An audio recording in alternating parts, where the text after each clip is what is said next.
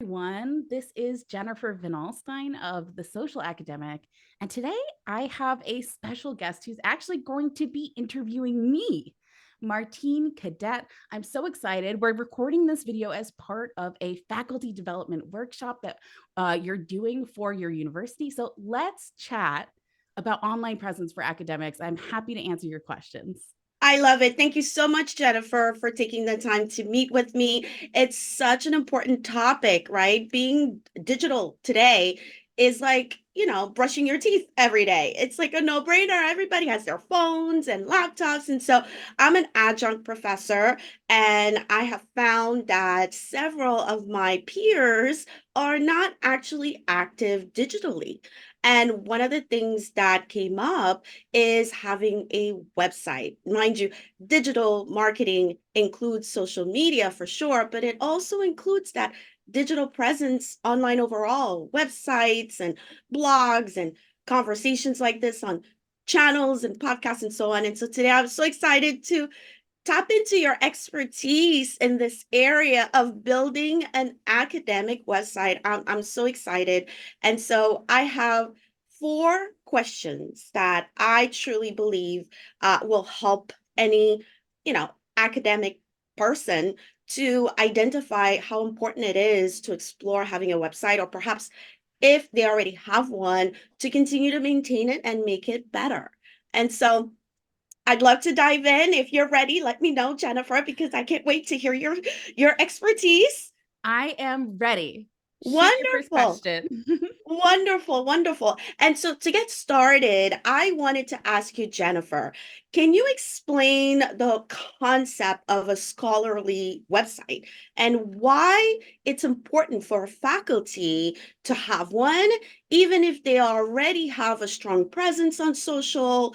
Why should they even look into kicking off a website and or maintaining one? That is such a great question. I feel like so many faculty want a website. They're not really sure if it's for them, or they think that they don't want a website, but actually it would really meet all of their professional goals. So let's chat about it. What is a personal academic website? Well, it's a place online that you own, that you control, where you can share things like your academic bio, a photo of you, and links to anywhere else that you're online, whether it's your faculty profile, your social media accounts.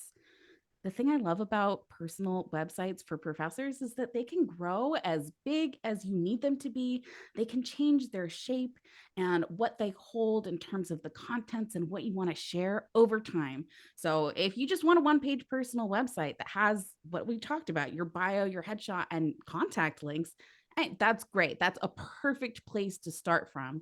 But some of the professors that I work, they have really extensive needs for their website. They're trying to reach new audiences. They're trying to communicate with their current collaborators, attract research funders, share their publications, really be helpful for their students. I mean, there is a teaching aspect to this that I think a lot of people don't realize that they can have with their personal website.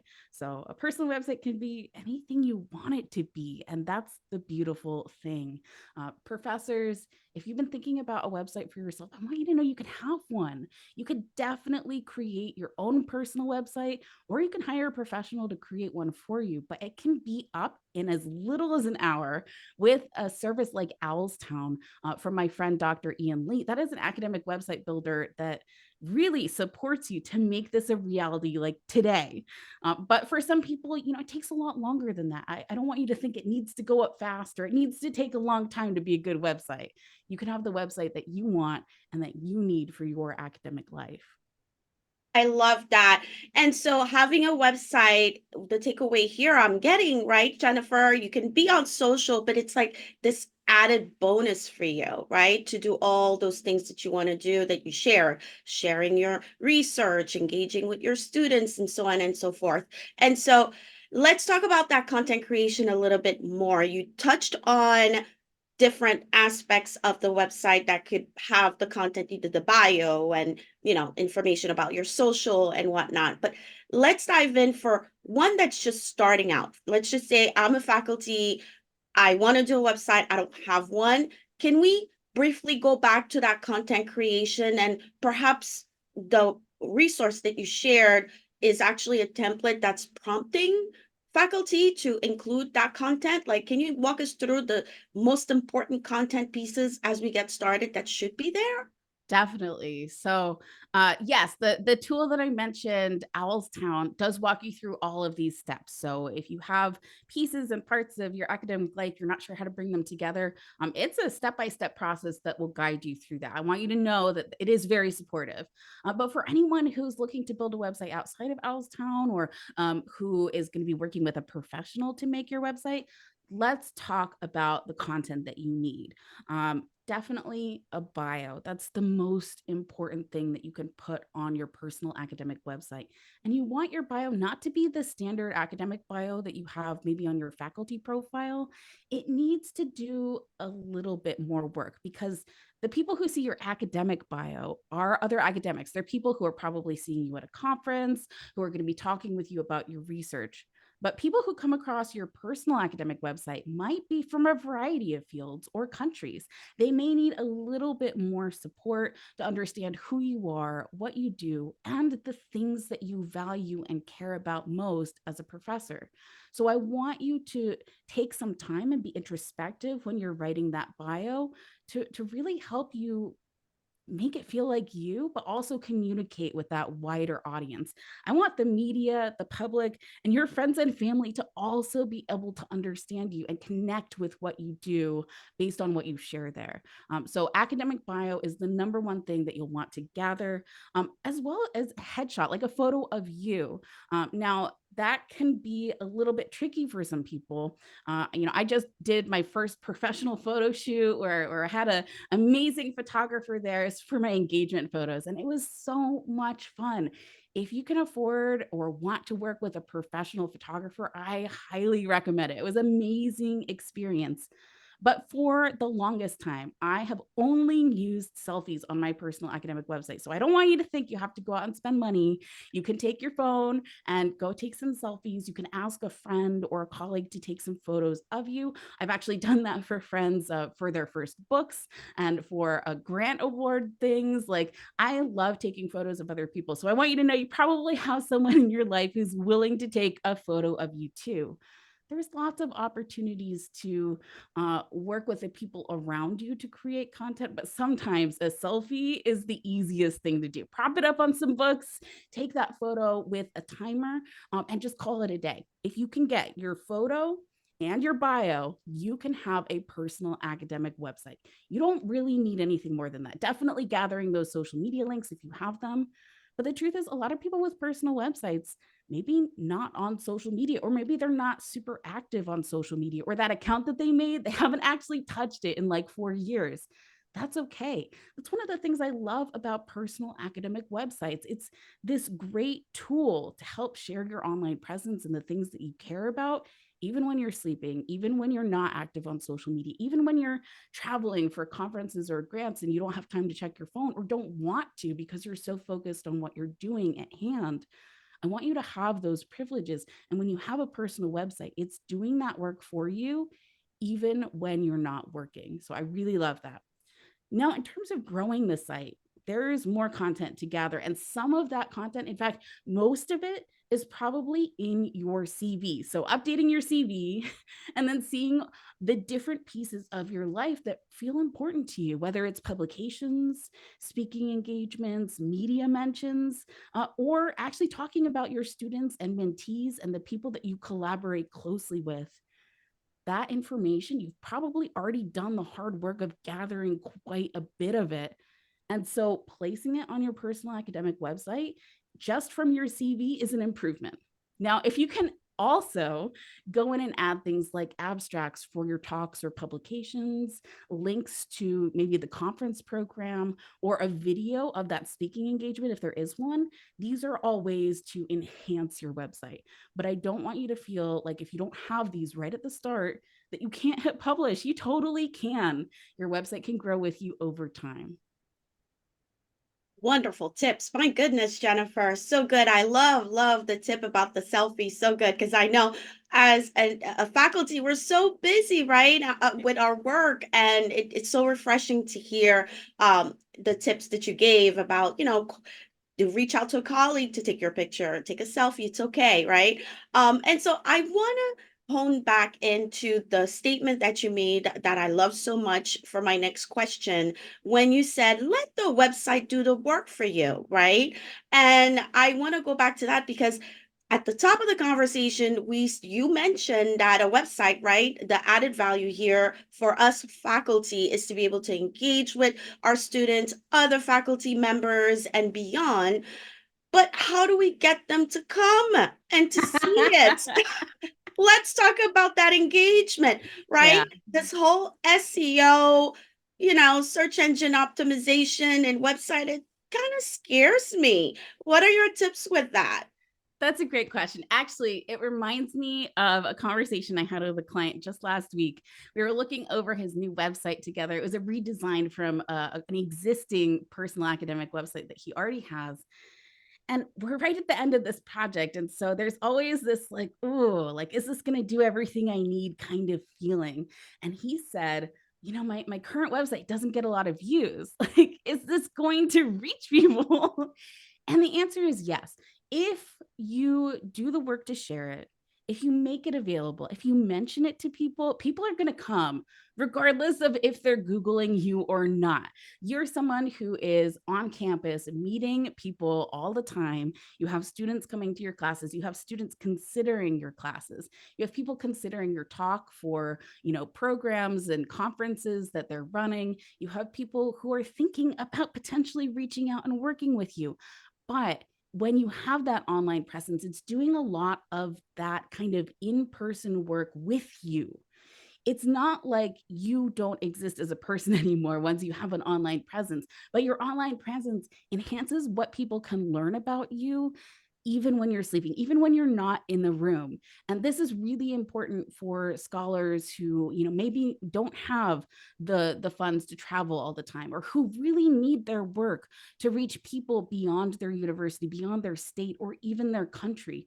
Online presence is something that can spark further conversations, but the first step is always being willing to share it yourself first. So places like your email signature, your social media profiles, your faculty profile, making sure that you mention your bio you mention your website URL when you're sharing your bio with event organizers and with other people who mention you in the media. You have agency in helping people find your website because they're going to be searching your name and finding your website without you too. But I want you to remember, like, you shouldn't hide your website once you've created it. There's no reason to feel embarrassed or anxious. It's not self-promotion. It's actually helping people, because when they're on your website, they don't have to be there. It's not like social media where they're scrolling and like they're forced to, take a quick look at what you share. A website is exploratory. It's like it sparks curiosity, and it's an invitation for people to learn more about you for the things that they want to learn, and they can click off at any time. So I don't want you to feel like icky or negative about sharing your website, but you sharing it is definitely the first step.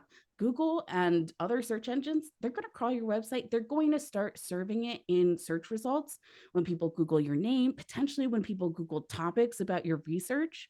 So that's going to do the work too. There's multiple ways that people can find you and your website. And I want you to know that you have responsibility, but also online, that's going to do a lot of the work for you. My favorite part about having an online presence with a personal academic website is it facilitates word of mouth references and collaborations. So if you have a collaborator who has an upcoming graduate student who's interested in the same research as you, they're looking for a postdoctoral position next year, that person can easily share your personal academic website with a really great potential applicant for your postdoc position. It facilitates that word of mouth connection that people have. It helps them better be able to share who you are and what you care about with other people who they think might be a really great fit to connect with you. So I really love that it's yourself, it's the people around you, and it's all of those kind of benefits of being online so search engines can find you that can help share your website. Oh, so good. You know what I love the most in all of this? The biggest takeaway that I'm taking from you here is this mindset shift that you shared about your website is not to be your self-promotional tool. It's more about presenting yourself so you could help people. Like Yeah, when you said that, I'm like, oh my gosh, that makes so much more sense, right? Because then you feel, I know I feel more at ease to share what it is that I can help others do, right? And so exactly. I love this mindset statement that you shared. Such great nuggets. I wish I could be with you forever. Oh, and so I have one more question for you, Jennifer, and that's the big one. In regards to, and you shared it, you said the online world is here and it's here to stay and it's Mhm. evolving very, very fast. I mean, 2 decades ago, it wasn't even half of what it is today. And so, my last question to you, Jennifer, as this whole digital landscape, grows every day, like I shared, what would you recommend a faculty to make sure that they keep in mind to ensure that their website remains relevant and that, they updated because again 2 decades ago it was a completely different experience and who knows what it's going to be next year 2 years from now. Like what are your suggestions based on how you see the digital landscape is evolving to ensure that we do if we have a website? Yeah, that is a great question because I want to protect your futures too. Like, I'm not going to give you information or guidance that's going to steer you down the wrong path and be a waste of your time. I like personal academic websites for professors because it is lasting. It's not going to disappear if a social media platform no longer exists. It's not going to go away if you stop using it or stop having time or attention for it. At minimum, I recommend updating the content once a year.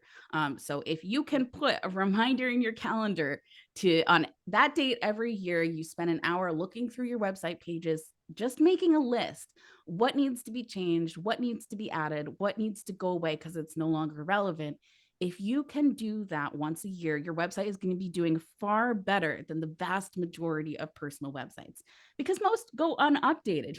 Most people, like, once they create it, it's there and they're like, I did the work. But the truth is that Google search engines and the people who are coming to your website, they need new and relevant information. They need to know who you are, what you care about, and the work that you're doing now, and the people that you want to be working with in the future. So taking that time for an annual update for sure. And then my Mm. my second tip is really just being open. I mean, things are going to change over time. I had a amazing guest on the Social Academic just last month that was totally focused on augmented reality, virtual reality, gamification, and all of these cool things in the classroom. And I know that the way that professors communicate about who they are and what they do, that's going to change over time too. But I've met so many people on social media who just say, I'm not going to join because I don't know what it's going to look like 10 years from now. People are looking for you today. They're not caring about what you're going to be doing in 8 years unless they care about you now. And you have that opportunity to start reaching people this year, this week, this month. I want you to have all of that time to be reaching the people who actually care, the people who you want to be having conversations with, the people who you want to be collaborating with, the students who you want in your courses. You have more agency in what you share about yourself online than you might expect. A lot of people don't realize they can meet so many goals with their personal academic website. But just being open to having one, being open that may and probably will change in the future because you're going to change in the future and your needs and your interests are going to change in the future. Like, that is the best thing that you can do. Be adaptable, be open to new ideas and open to change and exploring. If something new that you're interested in exploring comes up, I think if you do that, you're going to be golden. You're going to be in such a good place with your online presence, not just now but long term. I'm excited for you. That's wonderful. I love this tip about just check it once a year. Pick a time I'm guessing it could be any time of the year if you want to do it right at the end of the year or perhaps Yeah. over the summer if you have that break in between semesters and you're just getting ready for the next semester, like maybe that's the time. I love that. And it's so relevant. It makes sense. This is great, Jennifer. I am so, so grateful for this conversation. And I know my peers are going to be excited to hear all the tips that you shared with us today, from why having a website is important as a academic faculty personal academic website is important, from that point to what's the content creation, how do you make sure that it's engaging and does the work for itself, and truly looking out for the future of it. My goodness, you gave us everything. And now I'm like, okay, I'm going to do what you're doing right now, watching. Go to the description here and click, because I understand how excited it feels to be hearing such information. And like you said, Jennifer, online, having an online presence is going to really, really bring, reach of things that you never could have ever imagined. I couldn't agree more. And so thank you again for this wonderful conversation, Jennifer. You're amazing. Thank you. I have loved these questions and I hope that your faculty find it super helpful.